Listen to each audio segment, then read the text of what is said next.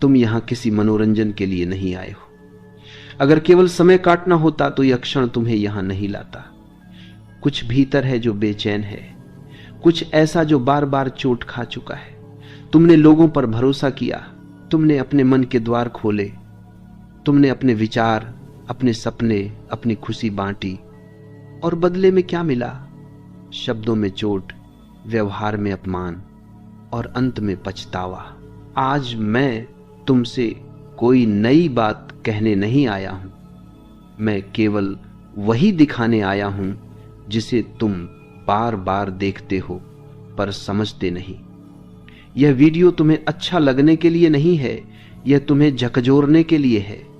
अगर तुम इसे अंत तक सुन सको तो संभव है कि जीवन में पहली बार तुम व्यर्थ के लोगों से मुक्त हो जाओ।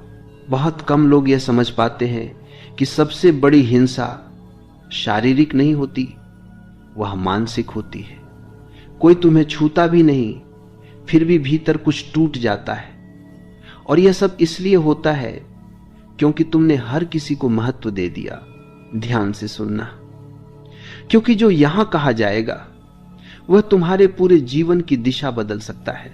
मनुष्य की सबसे बड़ी भूल यह है कि वह हर किसी को जवाब देने लगता है। कोई कुछ कहे और भीतर तूफान उठ जाए, कोई नजर से गिरा दे और तुम स्वयं को छोटा महसूस करने लगो। क्या तुमने कभी सोचा है कि दूसरे के शब्दों में इतनी शक्ति आई कहां से? शक्ति शब्दों में नहीं है, शक्ति तुम्हारे ध्यान में है। जिसे तुम सुनते हो वही तुम्हें चोट पहुंचाता है, जिसे तुम महत्व देते हो वही तुम्हारे ऊपर बैठ जाता है। लोगों को इग्नोर करना कोई कला नहीं सिखाई जाती, क्योंकि यह बाजार के खिलाफ है।